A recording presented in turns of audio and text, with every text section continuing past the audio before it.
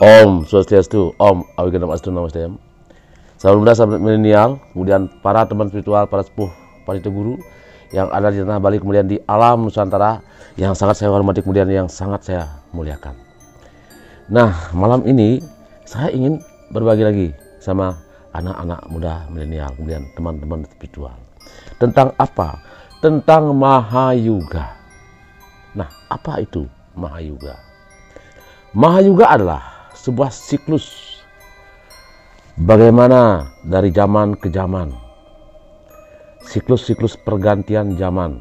Mahayuga adalah sebuah siklus yang terdiri dari 4 zaman, sahabat. 4 zaman yang sangat mengikat tentang kehidupan itu sendiri, alam semesta itu sendiri, kemudian manusianya itu sendiri. Yang pertama adalah Satya Yuga, kemudian adalah Treta Yuga, kemudian adalah Dwapara Yuga, dan yang terakhirlah Kali Yuga. Nah, sahabat milenial, bagaimana tentang zaman-zaman itu sendiri? Saya curiga kemarin ada yang namanya Purnama kelima, itu dah bulan gerhana. Kemudian ada kulkul, ada kentongan yang berbunyi sendiri. Nah, itu saya curiga. Mungkin saja itulah perubahan dari zaman itu sendiri. Itu Satya Yuga, kemudian Treta Yuga, kemudian Dwapara Yuga, kemudian Kali Yuga. Nah, di sini saya ingin berbagi sama sahabat-sahabat mula. Tentu mungkin ada sebagian atau beberapa yang belum mengerti tentang Mahayuga itu sendiri. Jadi sangat-sangat mengerikan kalau kita membaca tentang bagaimana siklus peradaban daripada perubahan zaman yang ada di sana. Karena di sana tertuang dalam Brahmana Purana. Di Brahmana Purana saya dapat melihat di sana adalah yang awalnya adalah Satya Yuga. Satya Yuga adalah bagaimana seorang manusia pada waktu zamannya itu berinteraksi dengan Tuhan yang Maha Esa, berinteraksi dengan dewa-dewa, bahkan mungkin manusia itu sendiri dengan santunnya, dengan moral yang sangat luar biasa baiknya itu pada waktu itu masih dekat dengan Tuhan yang Maha Esa di zaman Satya Yuga.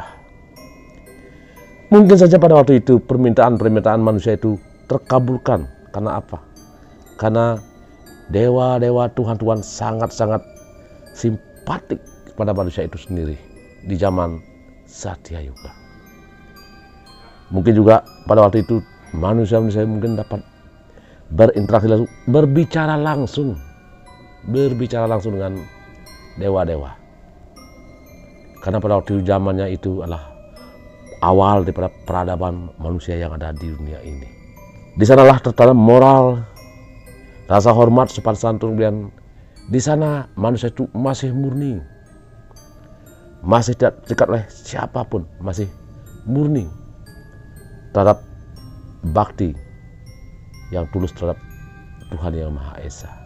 Ribuan tahun kemudian berubah siklus itu menjadi Treta Yuga. Dalam Treta Yuga, manusia moralnya masih luar biasa, masih sangat santun, masih sangat bisa diandalkan pada waktu itu. Bagaimana kekerabatan manusia itu sendiri, bagaimana hubungan timbal balik dalam manusia itu sendiri. Di sana masih ditabukan hal-hal yang sifatnya tabu, yang tabu seperti seksualitas, mungkin percintaan, mungkin dan lain sebagainya. Di sana masih, di zaman Treta Yuga itu masih bagaimana menghargai tentang cinta kasih. Nah, gimana? Pada waktu itu seorang pria akan senang sama seorang perempuan. Di sana masih ada rambu-rambu, masih ada jurang-jurang yang memisahkan dia. Moralitas, sopan santun, kemudian begitu murni cinta mereka itu pada waktu itu. Jadi di sana masih dihargai tentang bagaimana percintaan, cinta kasih seorang itu.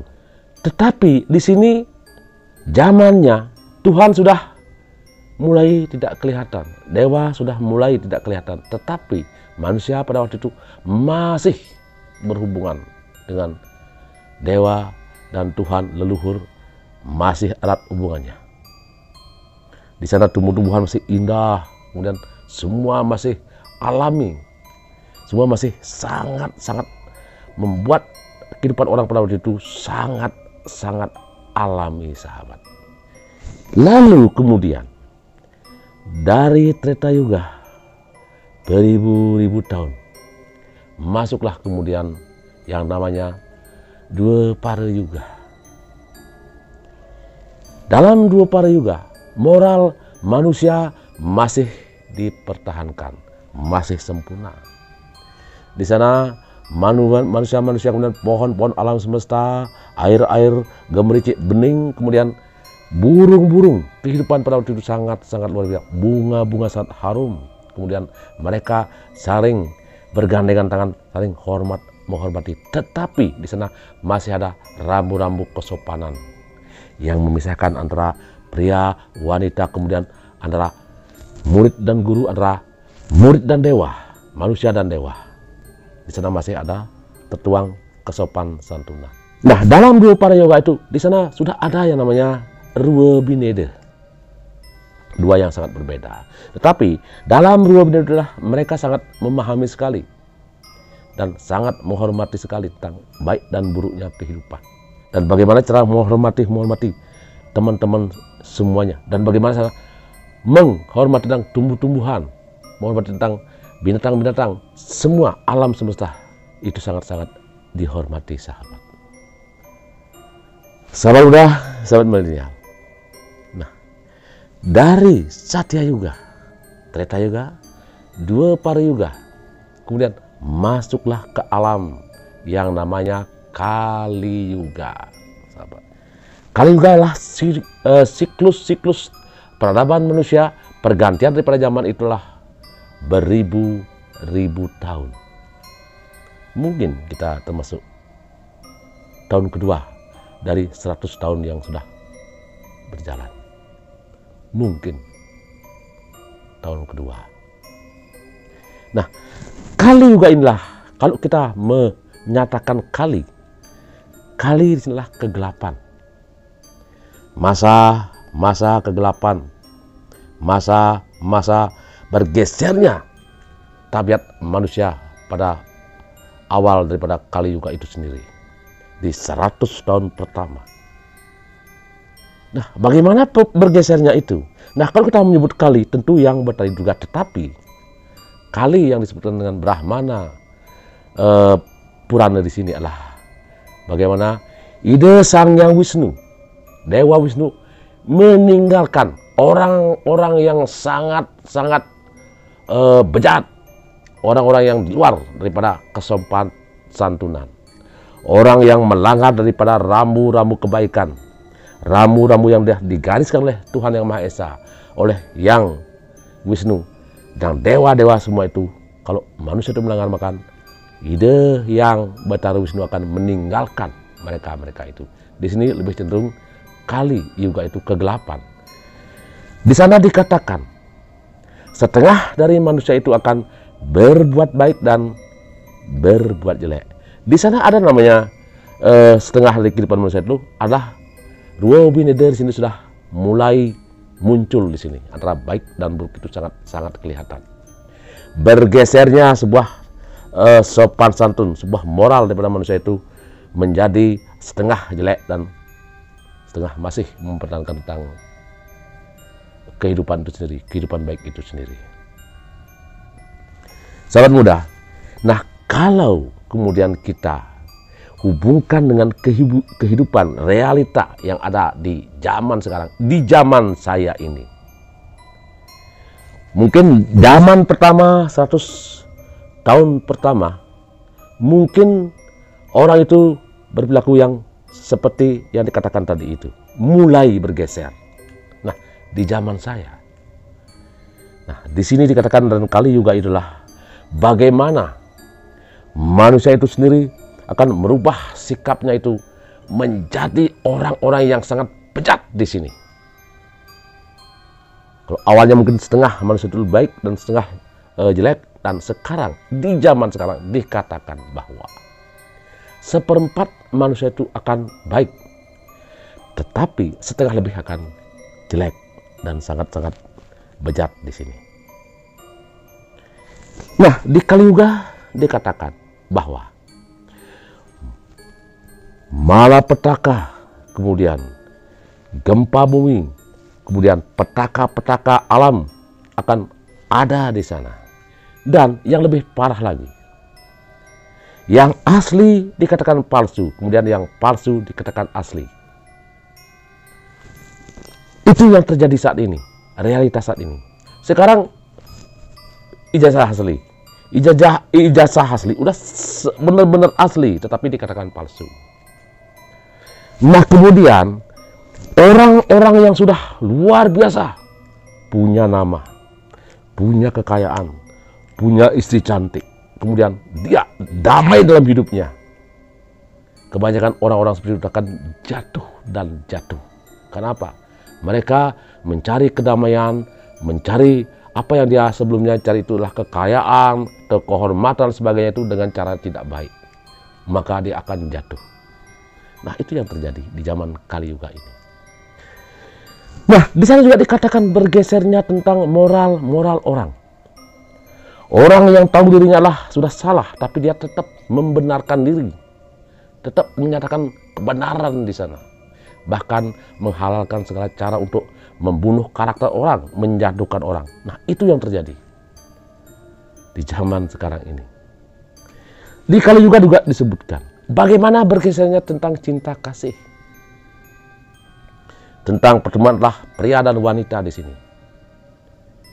Di sana dikatakanlah pergaulan bebas, merosotnya tentang moral di sana, tentang seorang gadis, seorang pria jejaka bertemu. Sebelum itu ada keterikatan namanya perkawinan, mereka sudah hamil duluan. Nah, terkait dengan apa yang terjadi kemarin itu, ada namanya kentongan berbunyi, kemudian ada yang namanya purnama gerhana bulan di sana. Jadi bulan tertutup. Di sana di konteks saya sebelumnya saya katakanlah turunnya yang Batari Durga Ludra. Nah, beliau menurunkan kegelapan di sini. Beliau akan turun untuk membasmi orang-orang yang tidak benar. Jadi di sana beliau akan memisahkan antara baik dan buruk. Karena di Kaliyuga dikatakan di sini adalah seperempat orang masih berpikir yang positif dan setengah lebih adalah negatif. Nah, di sini dikatakan adalah bagaimana manusia sangat bergeser dari rambu-rambu, dari aturan-aturan yang telah digariskan oleh leluhur dan nenek moyang kita. Kenapa saya bilang demikian? Di sana dikatakan manusia tidak menghargai seorang guru. Manusia tidak menghargai alam semesta. Di mana? Kalau dahulu orang tua kita bisa menafsirkan sekarang musimnya hujan, sekarang musimnya panen, sekarang musimnya berbunga, sekarang musimnya berbuah. Nah, pada waktu itu orang tua kita masih bisa memprediksi dan tepat. Tetapi di Kaliyuga sekarang disebutkan di sana bahwa musim-musim yang kemarin, siklus-siklus yang kemarin sudah menjadi pegangan manusia itu sudah berubah. Hari ini, bulan ini mestinya hujan, tahu-tahu kering, nggak ada hujan. Tetapi tahu-tahu mendadak ada mendung datang. Mendung datang kemudian hujan. Hubungannya adalah di sana dikatakanlah pohon-pohon sudah mulai tidak berbuah, pohon-pohon mulai tidak berbunga, bahkan pohon-pohon tumbang. Nah, kalau kita hubungkan sekarang, kalau kita lihat di gunung-gunung itu sudah dirampas oleh manusia itu sendiri karena keserakahan dari manusia itu sendiri. Untuk apa? Untuk membuat kebun di sana, bercocok tanam. Jadi pohon-pohon yang besar itu ditebang, dijadikan kayu, illegal logging, dijual. Ada pohon besar kemudian dicocok tanamkan di sana. Coklat, mungkin tomat, dan lain sebagainya itu udah terjadi. Di sini juga dikatakan bagaimana seorang manusia itu tidak menghargai seorang guru di sini. Nah, siapakah guru itu sendiri? Nah, kalau dalam ajaran Hindu, dalam catatan pengelisir kita, leluhur kita adalah ada catur guru yang harus kita hormati, yang harus kita junjung tinggi kehormatan beliau. Nah, kenapa saya bilang demikian? Tentu itu ada alasannya. Saya lihat di dalam kenyataan sekarang ini, orang-orang semua pakai pakaian putih, bukan semua ya, rata.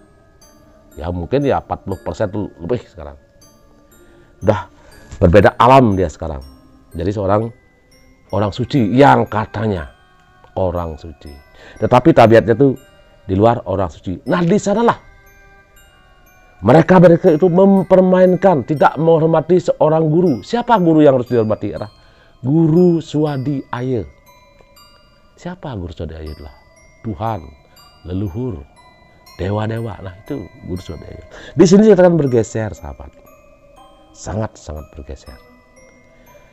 Mereka tidak peduli lagi. Entah dia selingkuh, entah dia menipu, entah apapun bentuknya di luar rambu-rambu itu.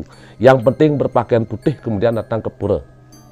Nah, itu namanya mempermainkan ide Tuhan Yang Maha Esa, ide Sang Hyang Widi, ide Guru Swadi Aya. Nah, selanjutnya ada namanya Guru Wisesa, sahabat.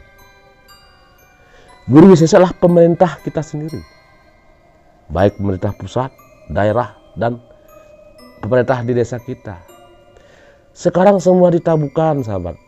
Malah saya lihat di media-media banyak orang-orang itu berani sama polisi, berani sama orang-orang ini, bahkan berunjuk rasa sampai menghina, gurunya dihina.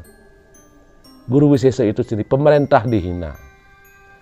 Bahkan ingin menjatuhkan pemerintah yang sudah benar mau dijatuhkan. Ini sudah kebalik sekali. Unjuk rasa dengan mengatasnamakan agama, kemudian mengatasnamakan kebenaran di sana, tentang kebenaran dia. Tetapi ujung-ujungnya saya lihatlah uang dan uang. Mereka berbuat itulah untuk apa? Untuk makan, untuk mencari kehidupan di sana. Ujung-ujungnya. Nah, begitu. Pemerintah sudah tidak dihormati di sini. Guru Wisesa. Nah, selanjutnya yang namanya guru pengajian. Di sini kalau dulu zaman Treta Yuga, zaman Dua Para Yuga, mungkin di sana adalah guru-guru penuntun, guru-guru yang memberikan dharma tula, memberikan ajaran-ajaran yang sangat positif. Di situ manusia-manusia sangat begitu hormat dan mengikuti arah guru-gurunya itu. Nah, di sini sekarang sudah mulai bergeser dan sangat-sangat bergeser. Karena orang-orang manusia itu mencari yang sifatnya instan, sahabat. Yang sifatnya cepat di sini. Mereka suka yang instan-instan, tanpa mau berbuat, tanpa mau berperilaku yang baik dulu, baru mendapatkan hasil. Tidak. Ajaran guru-guru kita, ajaran leluhur kita lah sangat baik sekali. Dan itu pun sudah kita jalani selama beratus-ratus tahun, sangat-sangat dimuliakan dan sangat luar biasa. Tetapi orang sekarang dia akan mencari yang instan.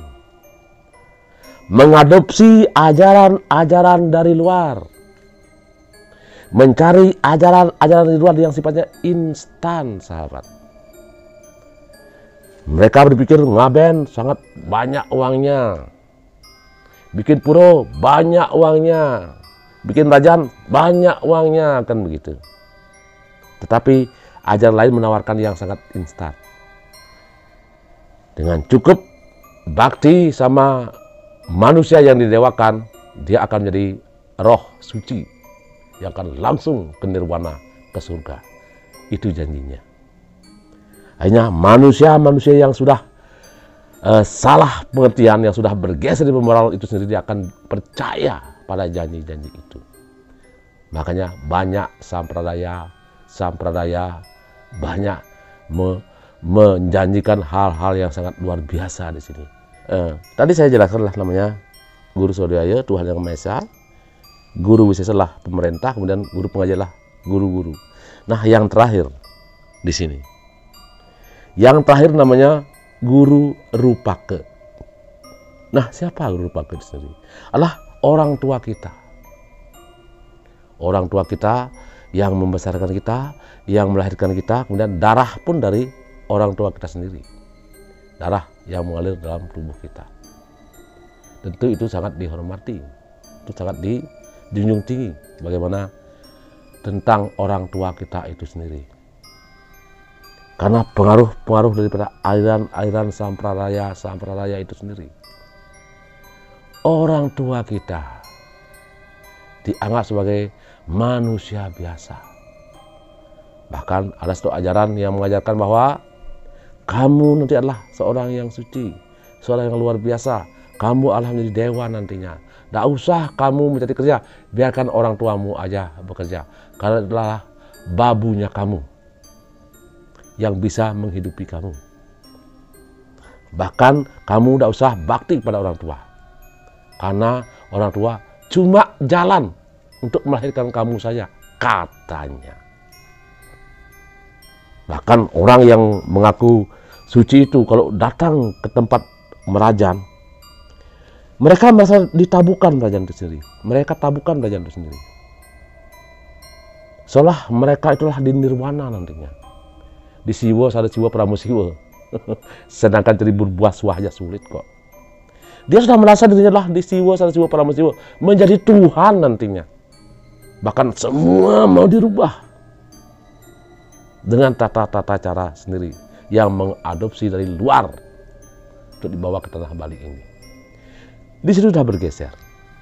Orang petua kita yang mestinya kita pelihara dengan baik, kita tuh hormati dengan baik, kita ajak sebagai akhir hayatnya itu supaya bisa tersenyum dia pulang ke alam baka. Tetapi banyak orang-orang yang menghinakan orang tua itu sendiri. Bahkan orang tua itu mati dengan kekecewaan, mati dengan berbekal sebuah kekecewaan di sini.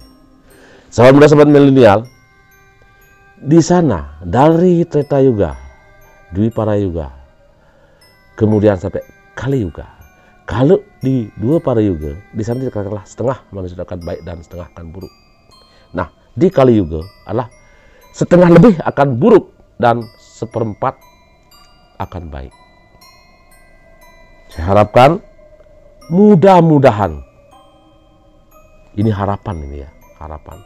Dengan kekurangan kita, dengan semua, kita harus maklumi diri kita sebagai manusia. Saya juga sebagai manusia. Dengan kurangan dan kelebihan kita, mudah-mudahan kita ada di tempat yang benar, bukan di tempat yang salah. Di mana itu?